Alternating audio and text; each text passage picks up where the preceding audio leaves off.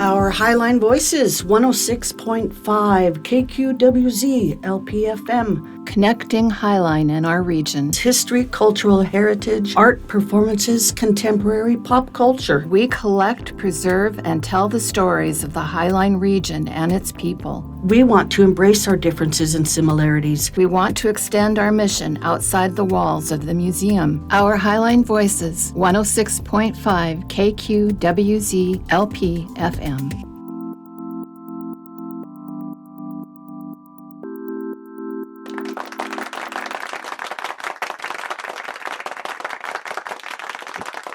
Hi everyone, this is Nancy from the Highline Heritage Museum and welcome back today. We are super excited to have our guest. She is just beautiful in many different ways, in the way she is in a professional level, in a personal level, and just excited for you to get to know who she is a little bit more and then the impact that she's doing in the community. And so, as always, one of the reasons why we do this project is so we get to know each other, so we cultivate the values of the community, and also to tell people's stories beyond the walls of the museum, that we can reach out to more audience and more people, and especially the ones that don't trust museums, or the ones that have transportation issues or work 3-4 jobs at the same time, or whatever other factors is always an issue to accommodate for everyone. So this radio is an opportunity for us to reach out to a bigger audience and hopefully showing that we are not that scared. We are not that scary, and that we have opportunity to really work on our mission, which sharing everyone's stories. And so tonight we got Annie, and I'm going to let her introduce herself, and then will dive into the interview. Thank you. Thank you, Annie, for allowing us to do this interview with you. Well, thank you so much, Nancy. Thank you for having me and for the invite. And I love you and I love what you're doing here. And I'm especially excited because I think that I ran into you in one of your first meetings about just envisioning this radio station and what it could be at the museum. So to now actually be here in the booth and doing this with you is really exciting. But again, thank you. My name is Annie McGrath, and I am the president and CEO at the Seattle Southside Chamber of Commerce. And then I'm also a local resident here, called Normandy Park, my home for the last 10 years. Wonderful. So, Annie, who are you? Tell us more about who you are, and then the whole interview is about just getting to know each other. Right now, what I know of you is through the chamber, and then just seeing glimpses of the work that you do in the chamber, but then also glimpses on how warm you are with people. And I think that I really I really enjoy that about you. But before we dive into just more interesting questions about the chamber, things like that, just share with us, who are you, and then why the chamber, why this community? Right. Okay. So who am I? I'm a mom. So like I said, I live in Normandy Park. I have my husband, who I have been with we met when I was 18, so my freshman year in college, and I was really lucky to find a partner that young and somebody that I could grow with. And the two of us have 2 boys, 13 and 14. Wow. And wow, it's great. 2 boys, 13 and 14. And so my family is everything to me. And like I said, I love this community. We were lucky enough to find the home that we're in now in Normandy Park, and it's been the perfect place to raise our family. But more than anything, we're just really invested and deeply rooted in this community. Our boys go to Highline Public Schools, and we've had the opportunity to meet so many amazing families from so many different backgrounds here. We love the diversity of the region. It's what drew us here to begin with. The Highline School District is what pulled us over here. But generally, I'm kind of a hometown girl. I was born in Renton, and my family come from a really large family. My mom was one of 9. Wow. And my dad was one of 6. Wow. And my dad actually grew up here in Burien, in a home that is now, I think Sylvester Middle School, or part of the hospital is there where his house was. Right. And so we just have really deep roots here. When actually we laugh about it a lot, because when my husband and I went to the open house in the house that we live in right now, we ran into my parents there, because my parents are always looking at real estate here in the area because they love it here and they just want to like swap houses all the time. But my mom lives in Boulevard Park now. And so I think for me, and I mean, I think about the journey and what got me here with now working with the chamber, which seems like a perfect fit. I think a lot of my kids are like, well, of course, and my mom, they're like, of course you run a chamber. That's like what you've been doing your whole life, And so I came from a family who really, really valued service. My grandmother was a state representative for Skyway and parts of Renton in the 80s and 90s. Wow. When not a lot of women were in the House of Representatives. And so, as my earliest memories are of being in parades with her, going doorbelling, before I could really even walk, I was doing that kind of stuff. And I learned from a really young age that you can make a difference when you step up and you decide to serve your community, and your point of view does matter, even if you are a woman who has 9 children and hasn't really had any other jobs beyond that besides stepping up and filling in gaps where you find them in the community. And so, yeah, I spent a lot of time. My parents would drag us around and, sign us up for all sorts of community service projects. We were always tagging along to do things and serve the community and do stuff with grandma. And then basically, I ended up at Evergreen State College. And when I was there, I applied for an internship with the House of Representatives and the Office of Program Research, and I got to do a policy internship there my senior year. And then I kind of just never left. I got bit by that bug. I never had plans to do that for a career. I was going to be a teacher, and Wow. maybe someday I still will. I don't know. But through that policy internship, I really started to dig in and understand a little bit more about what my grandma had done and what it means to get involved, and how many people really just don't feel like they are a part of the process, that they don't feel like their voices matter. They don't know how to navigate it. And when you learn how to do those things and how you can, push forward to make a real difference, like through policy, it's exciting. And so that really ignited a passion in me. And I went on to, after my internship, I went on to work for a couple state representatives and senators as a legislative aide, and then spent 10 years doing contract lobbying, which was an education. I worked for a small firm. It was just 2 women, and we had a lot of clients, a lot of business interests, a lot of nonprofits, school districts work, state wineries, which is what, kind of led me to my beer days, which I'm sure we'll talk a little bit. Everyone has their beer days, I guess, but I somehow found a way to get paid for mine. That's awesome. But, yeah, so I spent 10 years as a contract lobbyist, learned a lot, made a lot of really great relationships that helped me in that work. And then that's how I landed with the Washington Brewers Guild, which was my gig before I came to the chamber. But I ran the Washington Brewers Guild for 8 years. It's a state trade association that's dedicated to representing the interests of our state's small and independent craft breweries, which is an incredible industry. I mean, I think we're probably over 400 breweries in the state now, and they operate everywhere across the entire state. The thing about breweries is they're so community driven, and most of them are small and they serve their local community and they have deep roots there. So it's a really fun industry to get to be a part of and get to represent in Olympia. And our liquor laws are not modern, or they are now. They're getting better, but generally as an industry starts to grow up and really come into its own, you run into a lot of red tape because you're wanting to do things and you're innovating in ways that really just don't mesh with what can be pretty archaic liquor laws in the state. And so we had a lot of work to do there, and we had a lot of fun. But most people think that when I talked about what I did, they're like, man, that's got to be the best, funnest gig. How did you figure out how to get paid for drinking beer? And I was like, you would be really disappointed if you knew how much time I actually spent at the liquor board. Wow.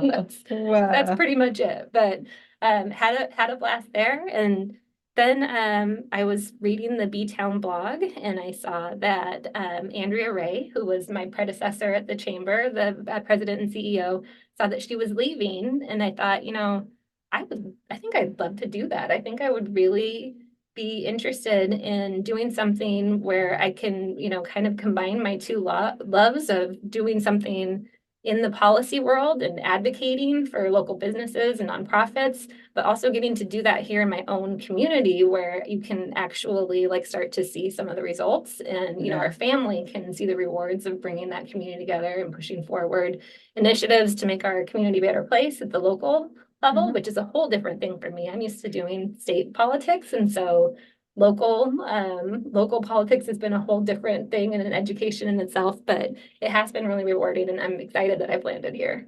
No, you're a treasure in many different ways. I mean, all the way from your background to the passion, and then, but before we go into the professional, you're a mom. Yeah. 13, 14. I mean, I got mine 17. Teenagers are like, do. oh my God.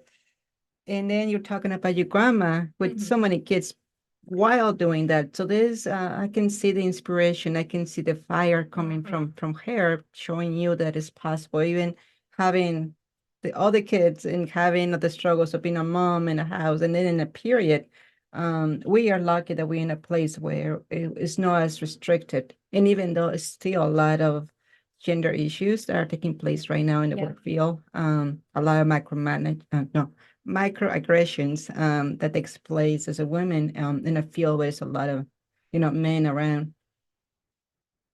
A lot of men around, and so there's a lot of different issues that takes place as the generations passes. But your grandmother really had to push a lot to get to that position. They had to not only in a community level, not only in the state level, but also internally at home.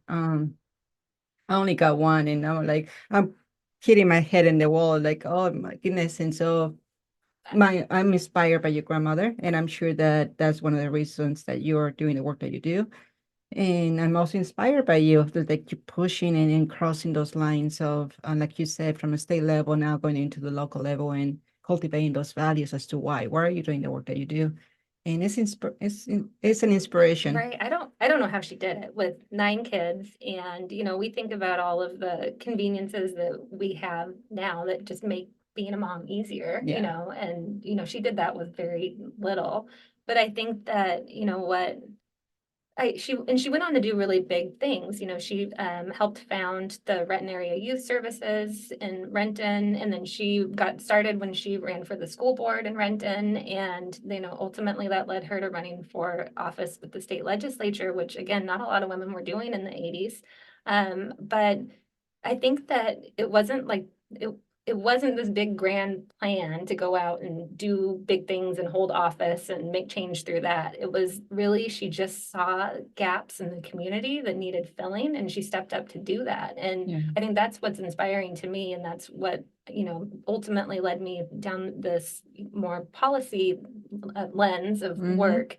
But I think that, we can get overwhelmed with how many challenges there are out there to address and just how much need and how great the need is in our communities and beyond. But, we can do small things. We can see a need and we can step up and we can fill that need in small ways. And, those contributions are important. Yeah. They're needed. And, if you can, if that leads somewhere else, you never know where it's going to lead you. But I don't think my grandmother of 9 kids ever set out to run for office and be a politician. That wasn't her goal. That's not what she set out to do. But it led her, to the House where she was chair of the Children and Family Services Committee for many years. And she was able to get a lot done there and make a lot of difference in lives.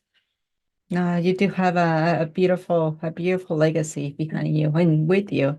And like I said, it's an inspiration to a mom and then 9 kids and then pushing forward. I mean, like I said, you got 2, I got 1, and I don't know how. And then she got 9. I was like, wow. And so, and then, like you said, the appliances and how practical lives are better, microwave, laundry, and dryer, and all those elements and tools that it's just pushing buttons and 9 then kids in cloth diapers, oh Ooh, Yeah. yeah, no. So that is your grandma, and I can see you have a foundation of those values and moving forward. And then, but before we go into the chamber, I want to link to the happy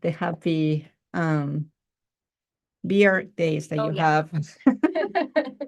And so, there's always this interesting. I don't think I ever have an interview talking to someone about having more knowledge about beers. I mean, my husband likes to make his own beer, and we have friends who does that. And he also comes from a family who has their own winery in app and all that. So Oh, there's I didn't is know that. yeah, and so there's this alcohol in my family in place, but with you. I'm sure that also allow you to not see the policies or the people, the community-driven organizations, but also allow you to see those community values. I like how you express that. Almost those small businesses they had those community-driven feel, that they are driven by the community, and I'm sure that also inspire you to be in a position that you're in right now because you saw firsthand how that impacts and while having fun, Right. while enjoying the cultural climate of the state. I mean, I do see the state as a one identity, and then you go to Oregon, and then you go to California. They have different identities, each area in each state. So it's kind of cool that you have that the background on having fun, policies, and then the business aspects of it. And so now you're here, and like you say, in a very local super local, serving your community. And I didn't know that your dad was from Burien, and so that's kind of cool too. That Yeah, he and his, well, four brothers. There are four boys, two girls, and he went to St. Francis. I've got pictures of him in his wow, uniform, and my grandparents lived at Glen Acres and Boulevard Park when I was little, and so we've spent a lot of time in Burien. that's good. And one thing that gets me attention is when you mention about diversity. We are 104 languages in the school district, and as the time passes, this is one of the most higher diversity demographics in the state now. And then how do we balance that preservation of history and roots while facing completely a transformative period? There's a lot of changes taking place. And I've been sharing over and over now how we are no LA, we are not New York, that we have many years in a transition on history. And I mean, when you think about diversity, you see, let's just say LA or New York, they have already several generations ahead of us where they already adapted. Here, you don't see any really diversity is kicking in until the 1990s. And so Right. we are in the first generation on that collision. And we're right next to Seattle that is bringing this power, economical power that has not been exposed to this region prior to that. And so we are in the middle of all these really interesting times where I think everyone is just being thrown to the cold water at the same time. I mean, regardless of size, I mean, you can do it from a pioneer historic perspective, or you can do it from the immigration perspective. And either way, there's this cultural shock that's taking place. And how do we move forward in a way that is, with a little bit of kindness and empathy and respect? I do believe in those values on respecting, like even though some people might not like me being in this position because they do express that. I do hope that through my actions, I'm trying to prove that I'm trying to be as respectful as possible. That yes, am I aware of the local history? Am I aware of the transitions that were taking place and the transformations that are experienced in our communities?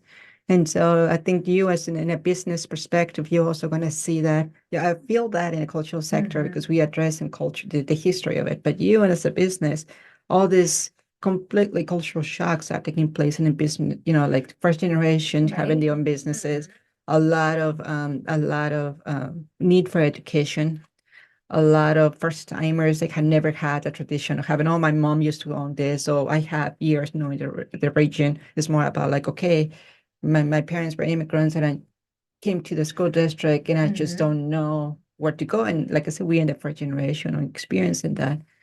The role of a chamber, I think, is crucial of that conversation on the cultural shock that's taking Right. place. No, and I think that's very true. And I think, we do have some challenges as a chamber in that, traditionally chambers haven't really been well understood by, all types of business owners from different backgrounds.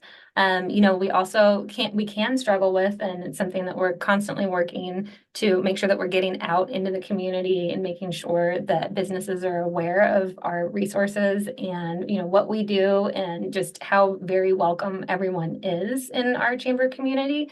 But, often people can think, well, I think they might be attached to the government. And then so there's like trust issues there. Not everybody wants to be part of, they think we're the Department of Commerce and, we're a government entity. And so we have some barriers to work with, in breaking down, trying to earn trust and understanding about what we do. We have seen, and especially in our chamber, we're a regional chamber, so we serve 5 cities. We have Burien, Normandy Park, Des Moines, Tukwila, and SeaTac. And so, not only are we working with businesses from many diverse different backgrounds, many immigrant-owned businesses, BIPOC, women-owned businesses, but we're also working with 5 different cities and very different dynamics in different cities too. And so we do have a lot of work to get out there and earn that trust, earn that as a visibility, make sure people understand what we're doing and learn more about what the unique needs are of these businesses. We do know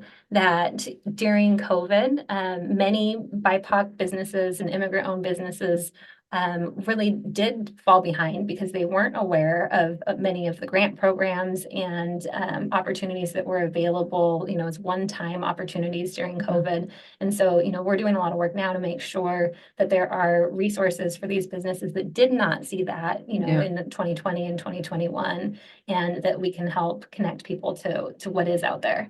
Yeah, COVID, it was so unexpected. And then it was just such I don't have to tell whoever I think anyone just hear COVID already knows that it's a sheer emotion of wow. But yes, you're right. And it's interesting how you articulate that, gaining that trust and it's not only in the business sector, it's the school sector, it's the politics sector, is I think all the sectors across, period. There is this sense of are we welcome? Can we talk about this? Do we have an opportunity? Do we have a chance? And then this mistrust that is real. I do feel it, and we experience it all the time here. It's like, well, you're a museum, and so why am I even going there? So it's going to be all about this group, not necessarily about us. And so it's like, come over, and then I have to beg and dragging them, and then even with that, me begging and all that, and like, no, this is a museum, so you are not going to be telling us stories.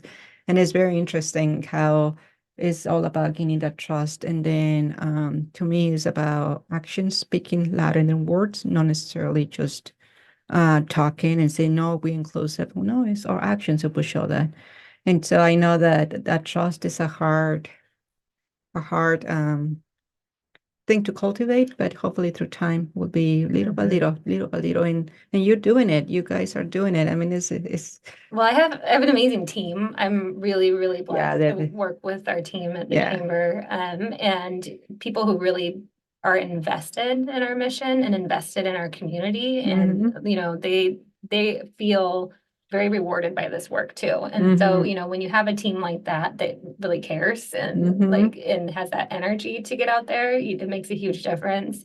And I think the trust issues and, building relationships is really important, but also staying relevant and making sure that we understand what our community needs and that we're adapting our programming and what we have available for our members and other businesses and nonprofits in the community at large. And that means getting out and talking to people, and it means talking to people who we don't talk to. And it's hard to find the people that you don't talk to because you don't talk to them. You have to make an effort to get out there and learn who is out there that you don't know, and you don't know what they're doing, you don't know what their needs are. And so it takes work, but it's important, and it's something that we feel really strongly and really invested in. I think that you said really key word. You had this gratification of serving, and yes, you're right. You have an amazing team, and and it's great that as you're reaching out to other people to introduce the opportunities, introduce what's happening, introduce the structure. And one thing that I love about this chamber is they're saying that it's not your grandpa's, it's not your grandfather's or your grandpa's chambers. It's not that typical structural format. It is welcoming and warm, and then with a lot of empathy and kindness that you might not see in a more, you know, other locations that are more institutional, and then you have to like, they might say yes, you're welcome, but it's just talking versus the actions of doing it. And so that work that you're talking about is true.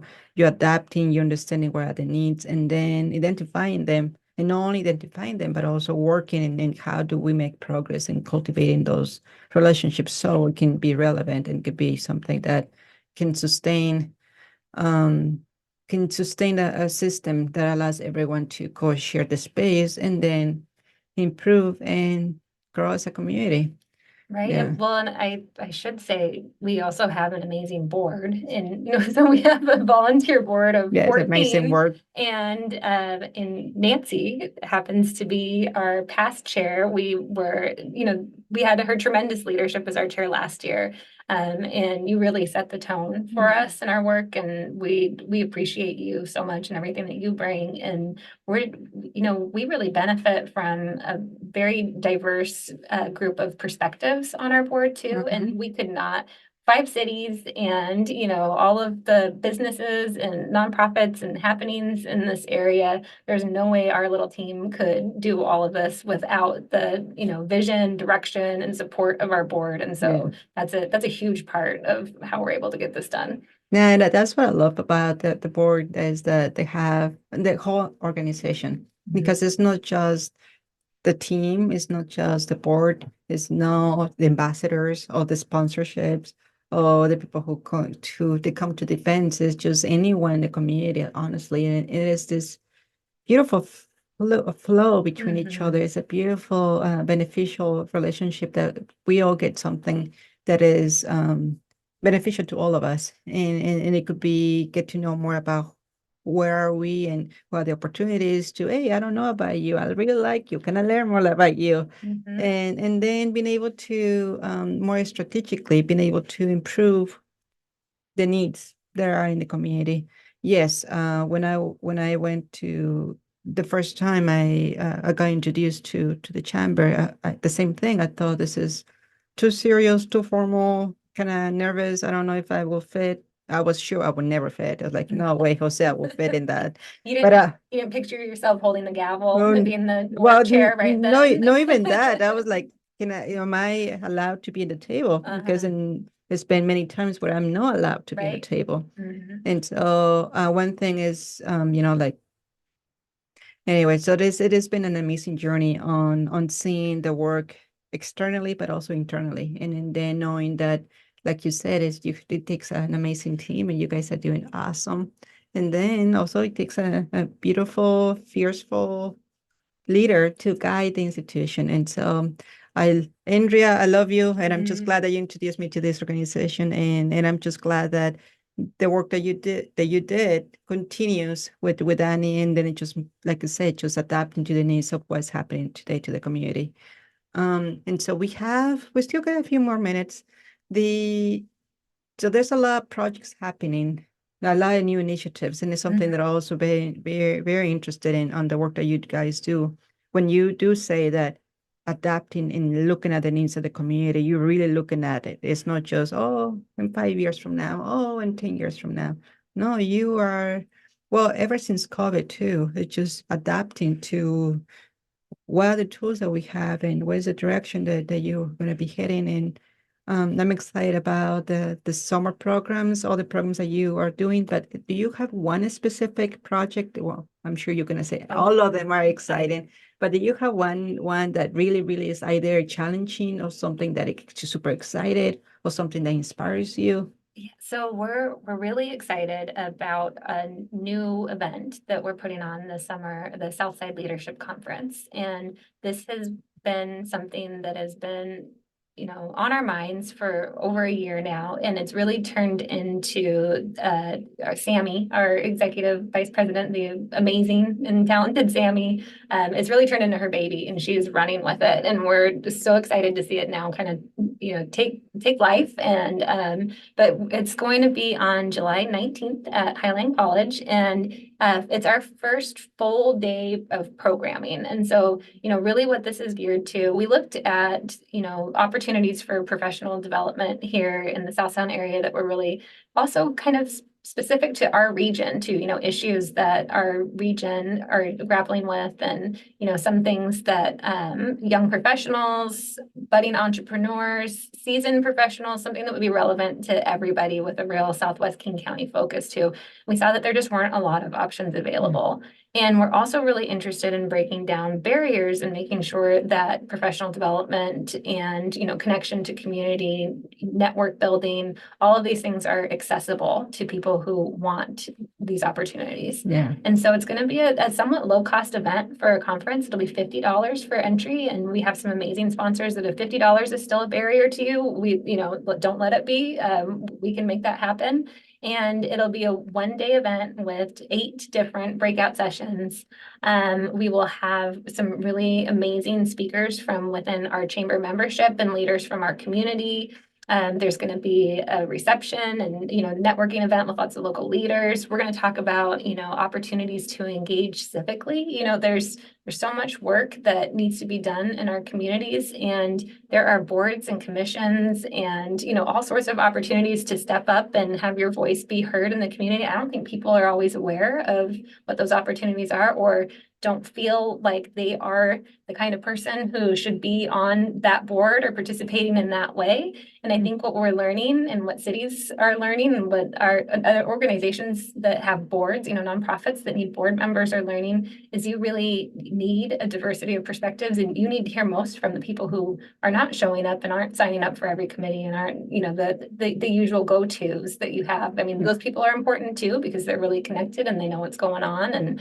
But that breadth of perspectives is really needed. And so, this leadership conference for us, we're excited to see where it goes. It'll be a year one. And we think that this is the type of event that could really continue to grow. We could continue to bring in a lot of new faces and new leaders, tomorrow's leaders that are looking for these opportunities to, grow a little bit and connect with their community. Yeah, it does. Sammy, like you said, this is turning almost like her baby, but she gave a presentation to the board about all the different things, and I can see everyone on the table that's just nodding their head, like, yeah. And I got super excited because, like you said, knowledge is power, education is power. When you are blind in a place and you don't know the tools to work with, you are not able to perform to your full potential. And so what happens when somebody truly has the tools and the education and understands what's happening, it allows an opportunity to grow, to flourish, to really kick in into, we can do this awesome, or we can do this, and we can do that. And so when we have an audience or a demographic that are really in a blind room, and they're in the dark, I mean, they are just surviving as they're able to. They are, like, touching and just keeping their head above the water, but as just as in a survival mode. But keeping them on that level doesn't allow them to flourish and to thrive. But letting them having the tool, let me take away your blindfold and then see this is what is in front of you. And then anyone can make the choice what they want to do. But it's a huge difference when you do provide those tools. And that's why I got so excited, is just the action of saying, come here. And whoever is ready for it, there's an expression that I really like. It says, when the student is ready, the teacher will be there. And so when the person is ready, there are resources. But there are times that those resources are not as visible and not as that accessible. And so the idea that you provide in those tools and accessibility is huge, especially when traditionally it's been a very limited opportunities to create that space. But once again, I do see this as an opportunity to not only survive, but like to thrive, and an opportunity to really make a difference in a way that is organic in a way that is with those values. And little by little, we live in a planet full of humans, and all of us we are so messed up. And I'm sorry to say it like that, but we got our good sides, we got our bad sides, and we humans. And the coexisting with each other gets really tricky, all the way from our differences in how we think and how we act and what we do. But I do believe that we have more things in common than the differences. We have the need to be in a place where we feel safe, that we belong, in a place where we want to see our kids growing up, in a place where we can see our business flourishing, in a place where we can see how can I help, how can I contribute, what can we do. And so just excited. I'm really excited for the work that you do. Yeah, I think it's going to be a great event. We think about our membership and, emerging leaders in the area. And sometimes it can be really tough if you want to if you have a small team and you want to send your team to do professional development and go to a conference to, make those connections and, meet the people that are going to help propel you to the next level and, have conversations that stimulate and excite you and, help you kind of dig back in when you get back to work. But it's expensive. I mean, the cost of the barrier, especially if you're a small business and you have limited funds for professional development, you've got to take time off to travel. There's not a lot of stuff locally too. And so, we really just kind of looked at this as an opportunity to provide, a high quality event for professionals here in Southwest King County and keep it local and make sure that as many people who want this opportunity have it available to them. And so we're trying to spread the word. Again, it's a new event, so getting the word out about it is key right now. And we can't believe that it's already April, which means July is already here, right? But yeah, we're excited about it, and it's something that we're all really digging into right now. No, and I can feel you. I can feel you. I can feel Sammy talking. I can feel the team being excited about it. So I'm really, and I think that because you are inspiring that work, I think that more people are gonna pinch in and look, okay, what can I do? Including me, as you know, I'm already like, what can I do too? So we still got around 5 to 10 minutes on this conversation. And so we have that project. There is also the element of the fun component that you're bringing to the table. Right. There's in the little time that we had together, you guys are super fun. I mean, you do things are not compared. And I think, that's the thing about this community that we love so much. That's what makes this chamber special. We have a great board, we've got a great team. But it's our members that really make this the chamber what it is, and the one thing that we consistently hear, and I know you said a little bit about it today, even in this talk, but we consistently hear that our membership is so welcoming and so kind. And like the thing that I love about our members is people are genuinely curious. Like they're genuinely curious about other community members. And when someone comes into one of our events and they are new to the event, like you can bet, like it always happens. Our members will always approach somebody who they haven't seen at an event before and genuinely want to learn about them and what they do and why they're there and what they hope to gain from being there. I think that, that's something that I really enjoy about our like networking events and our mixers is that there's no like pretense to it. You can go and say, well, what are you hoping to get out of this? Why are you here? Yeah. I'm just like, get real with me. Like, why are you here? Yeah. And they say, well, it's because I really want to make sure that I meet this person, and this person say, well, let's make sure we get that going. Yeah. We'll make that introduction. And so, that's the members are fun. We had a board chair last year, Nancy, who jumped in a pool with us at the 4 Points mixer, which was a lot of fun. We had some fun with trying to raise funds for our Workforce Discovery Lab student program that we run in the summer, which we should also probably talk about because that's a fun event. Yeah. It's that one is really where our community comes together to support and show passion for. And I mean, really bringing those kids through that week is a labor of love for all of us. I think our members, our staff, our board. But we ended up in a pool because we hit our fundraising goals. And I think Nancy drove home that night soaking wet in her jeans. I did. I was,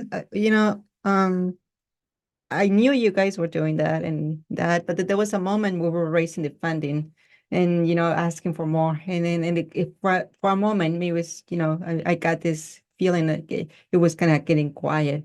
And it was my desperation in me, like, let's bring more money in. Let's just bring more money in. And so like, okay, let's see if anything makes any difference. But yeah, it was unexpected. It was just out of this need, like, let's just bring more support in. I might not able to contribute with money many times, but if I can do something to bring more money in, that's what and so that's what the work that you do is you inspire and you push people to serve and to somehow figure out a way that we can make things happen together. But no, that was a fun event, and I'm glad that the program allows a different demographics.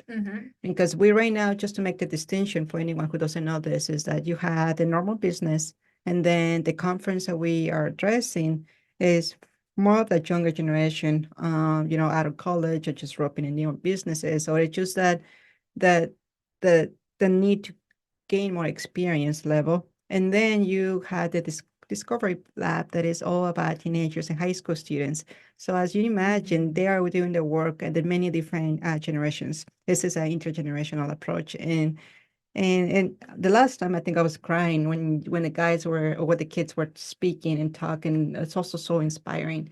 And I think that we sometimes take it for granted, um, that some people might have more power in their voice and how they pass a message. But no, it is really just giving opportunity, pass a microphone to a person and let them run, let them express. And it's just beautiful to see that the chamber is not only addressing established business, not only addressing, the college students or new businesses or the ones that are still getting introduced as to what business are about, but then also children. And so, Right. Well, so that's our Workforce Discovery Lab, which is run out of the Success Foundation, which is the Chamber's 501(c)(3). And again, we already mentioned Sammy, but another shout out to Sammy. She, in addition to everything she does for our chamber, she also serves as our executive director for the Success Foundation.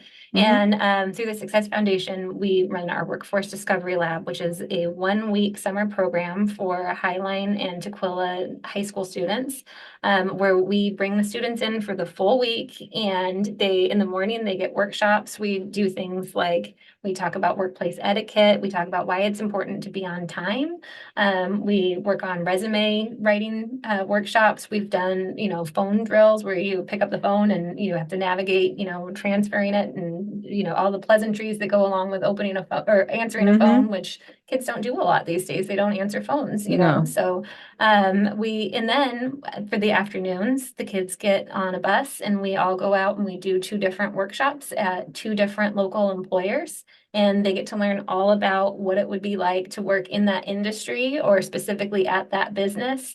But all of the different career pathways available in that industry or at that business. Because, here in the South Sound area, we have a lot of high paying, low barrier jobs where you don't need a 4-year degree. And for so many years, our kids were told you must go to college, you must get a 4-year degree if you're going to be successful. Yeah. And that's just not true. There are so many rewarding careers where it's just some school that is needed. Maybe it's a certificate, maybe it's an apprenticeship program, maybe it's training on the job. Yeah. But we do have a lot of options available for students, and this program allows students to see, we go to St. Anne's Hospital and you learn what it would be like to be a doctor, pharmacist, a lab tech.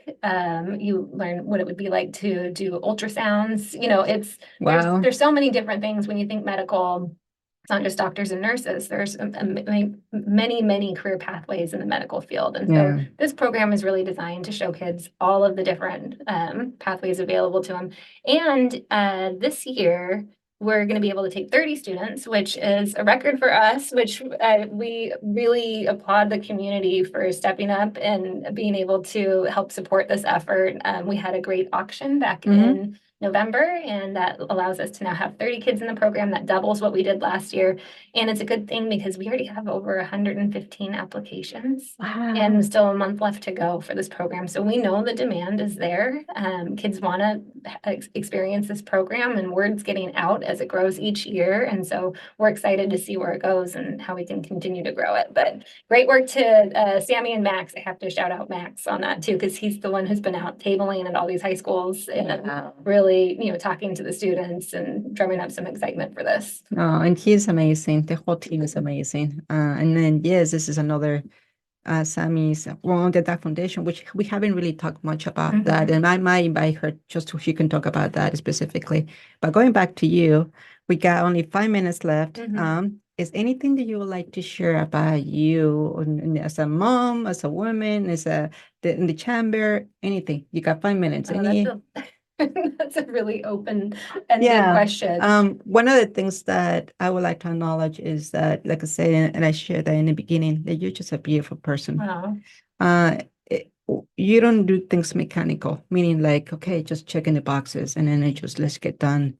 You do have that sense of a warm. And I think the very first time we met and talked, I think the two of us were crying. And I'm not going to explain why, but I think the two of us were crying the very first time. That sounds right. It probably wasn't the last time either. No, but that's when I learned it. That's what drew me to work with you and work with the organization, is the human element. It is not this mechanical thing and like in my case, I'm trying to always show you what I am with my flaws, with my mistakes, with who I am, only because that's the only way I can love myself. It's like, and so when I see another human being, to be able to just bring in that humanity aspect and then bring in the heart and the passion, determination and the fire to do things, it's just a beautiful combination.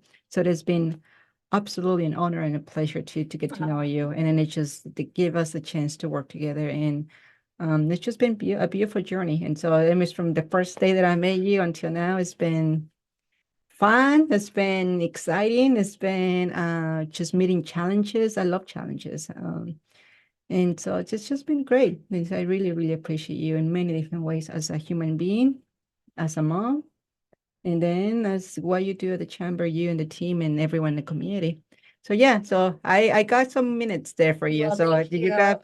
I appreciate that so much, and I appreciate you so much. And I think, for me, and what I find so rewarding about this work here at the chamber is really that, I found a way to get paid to hang out with breweries and and indulge in my love of beer for 8 years. And now I feel really lucky that I've found a way to make a living out of getting to be involved with my community. Yeah. And so for me, that's been really rewarding, and it's probably why I love and admire you so much, is that I love getting to know people. I like to get to know everyone. Everybody has their story, and everybody has, the things that in their lived experience that have led them to the person that they are today, the choices they make, and I love getting to meet all of the people in this community that make the community go round. And that's something that I've learned over, the last 2 years almost now here at the chamber, is that things don't just happen. The things that are making our community go, and that are, creating the quality of life that we have here, for our families and our neighbors, they don't just happen. There are people who are making them happen behind the scenes. And, in this job, I get to meet those people. I get to work with those people. I get to see what drives them. And, we live in an incredible community full of people who are willing to step up and do the hard work to kind of move us all forward. And I feel really lucky that I've somehow, again, been able to land in a spot where I can make a living, getting to do things that I love and be a part of. So thank you. And thanks for all that you do to support the community. I know you don't like to, but actually, I should mention, you guys have your soiree coming up, right? Is that like your first actual fundraiser for the museum? There's a 5th anniversary coming up. Yeah, thank you for sharing that. And I tend to talk a lot, and so I'm trying to make sure that the spotlight is on maybe trying to turn it back on. I know. So this no, Annie, thank you. I hope that you enjoyed this conversation. I hope that you got a glimpse of who Annie, the work that Annie does, and then the amazing chamber and the team and everyone pinching in to make it happen. But at this moment, Annie, thank you for everything that you do. And I hope to see, I hope that you stay tuned into the next interview. And thank you so much for joining us tonight. So good night, everyone. Bye. Our Highline Voices, 106.5 KQWZ LP FM. We envision ourselves sitting at a round table where no one is the leader and stories are heard respectfully, regardless of gender, age, sexual orientation, disabilities, or ethnicity. Our mission is we collect, preserve, and tell the stories of the Highline region and its people. We want to extend our mission outside the walls of the museum. Our Highline Voices represents us all, honoring our past, celebrating our present, and uniting to cultivate our future. This project allows us to reach out to demographics who might be unable to visit the museum. People with disabilities, low-income families, people who don't trust museums, and more. In partnership, we are launching a locally programmed new radio station at the museum, featuring recorded and live Highline's heritage, history, culture, arts, and more. Are you interested in sharing your story? Email director@highlinemuseum.org.